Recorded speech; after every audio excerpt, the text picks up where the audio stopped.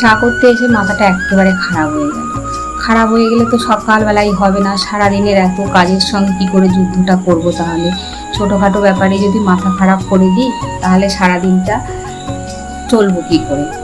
মাথা ঠান্ডা করে আমাদের সব সময় সব কাজ করা উচিত। মাথা ঠান্ডা থাকবে তো সব ভালো, আর মাথা গরম হয়ে যাবে তো তখনই ভুলভাল কাজ হবে, কোনো কিছুই তখন আমাদের ঠিক হবে না।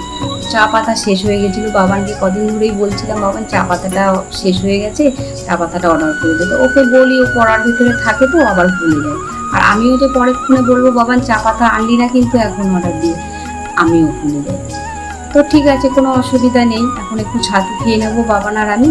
আর চা পাতা তো অর্ডার দিলে এখন 10 মিনিটের মধ্যেই চলে আসবে। তো এই দেখো চা পাতা চলেও এসছে।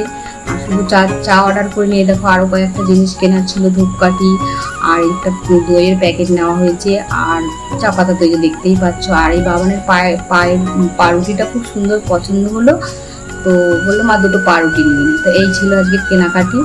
এখন চা করতে আমি চলে এলাম, আর বাবান কম্পিউটার পরিষ্কার করতে লেগে গেছে। তো hello everyone, welcome back to my channel. আমি মিষ্টি গুরু, তোমরা সকলে কেমন আছো? আমি তো খুব ভালো আছি।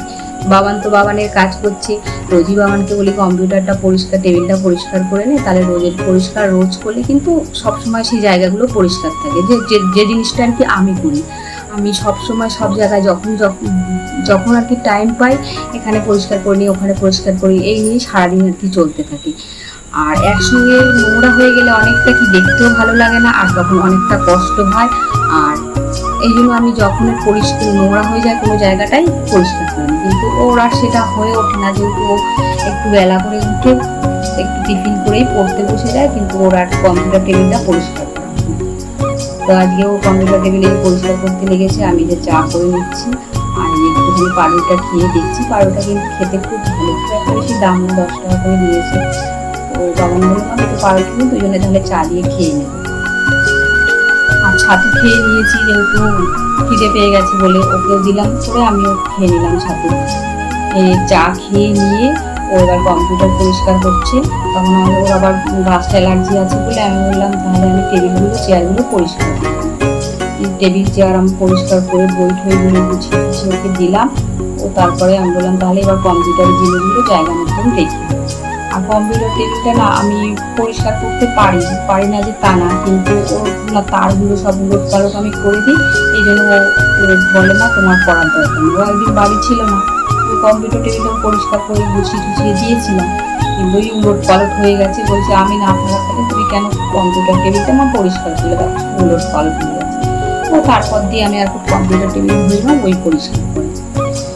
এই আমার পরিষ্কার হয়ে গেল। আবার ওকে বললাম তাহলে এবার গুছিয়ে নে তুই নিজের জিনিসগুলো। গুছিয়ে নিচ্ছে, আমি ওপরে ঘরে চলে গেলাম, যে ঝাড়াটা নিয়ে এসে আমি ভাবছি এত বেলা হয়তো হয়ে গেছে, সকালে একবার যেহেতু ঘর দূর বসেছে এখন তো মোছাটা অসম্ভব আবারও, তাই জন্য ভালো করে ঝাড় দিয়ে এই সব ঘরগুলো ভালো করে ঝাড় দিয়ে আবার রান্না করতে হবে, অনেকটা বেলা হয়ে গেছে। বাবান আবার খেয়ে বেরোবে, মানে পড়তে যাবে, ও আর কি 12টা থেকে পড়া আছে।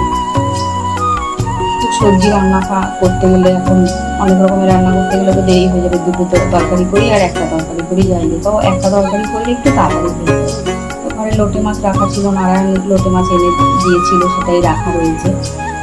লোটে মাছটাই আবার লোটে মাছ করবো, তো সে তো আগের থেকে ফ্রিজ থেকে বার করতে ভুলে গেছে, তো চা হয়ে আছে বরফে, ওই চা সমেতই রান্না দিলে কী করে করা যায়। তারপরে যে ছাদে চলে এলাম, জামা কাপড় ছিল রোদ দেওয়া, সেগুলো ঘরে এনে মেলে দিলাম, যেন বেশিক্ষণ রোদ থাকে রঙগুলো জামা কাপড়ে চলে যায়।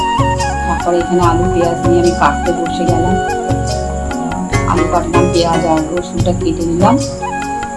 আর তারপরে চালটা ধুয়ে একটুখানি ভিজিয়ে রাখলাম, যেহেতু কি করে ভাত করেছি, একটু ভিজিয়ে রাখলে 10-15 মিনিটের মতন ভাতটা ভালো হয়। একটু আরও বেশিক্ষণ ভিজালে ভালো হয়, কুকারে তো বসানোর সঙ্গে সঙ্গে সিটি মারে হয়ে যায়, আর ভাতটা শক্ত হয়ে যায়। আমি এবার কুকারে ভাত করি, ফ্যানটা ঝরিয়ে নিই, মানে ফ্যান সমেত আর কি ভাতটা খাওয়া হয় না, বেশি করে জল দিই, তারপর খুব ভাতের মতনই উবুল দিয়ে দিই, হাঁড়িতে যেমন ভাত খাওয়া হয় এবং কুকারটাও উবুল দিই, এভাবে ভাতটা করি আর কি। এই যে ভাতটা একদিকে বসিয়ে দিলাম, আর যেখানে কালো জিরে ফোড়ন দিয়ে আলু দিয়ে তারপর মাছগুলো সব মেখে ঢেকে বসিয়ে দিলাম। তবে আজকে তো আর মাছটা আমি মাখতে পারিনি, যেহেতু বরফ হয়ে আছে, সব যা দেওয়া রসুন পেঁয়াজ কাঁচা লঙ্কা দিয়ে তারপরে মাছটা ঢেলে দিলাম। এইভাবে তো গ্যাস কমিয়ে কমিয়ে রান্না করি আমি ঢাকা দিই, কিন্তু আজকে তো অনেক বেলা হয়ে গেছে, আজকে গ্যাস কমিয়ে রান্না করা যাবে না, তাই অনেকটা পরিমাণে জল দিয়ে দিলাম, মাছটাও হয়ে যাবে, আলুটাও সিদ্ধ হয়ে যাবে। বাবান কি বলছে, মা হয়েছে আর কতক্ষণ লাগবে, মানে কত তাড়াতাড়ি রান্না করেছি, মানে আধ ঘন্টাও মনে লাগেনি আমার এই রান্না করতে।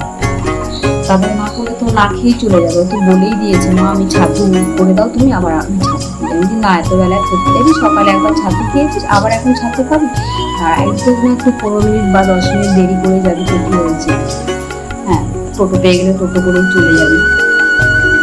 তো এখানে আমার রান্নাটা মানে বাড়িয়ে দিয়ে মানে জলটা একটু পরিমাণটা বেশি দেওয়া হয়ে গেছিলো, এখন টানতে অনেক সময় লাগে, আর এটা তো ঝোল বানালে ভালো লাগবে না, এটা বেশ গায়ে ঝোলটা পুরো শুকিয়ে গায়ে গায়ে হয়ে থাকবে, তাহলে খেতে ভালো লাগবে। পুরো ঝাল দিয়েছি, এখন লোটে মাছ আমার প্রায় রান্না হয়েও গেছে।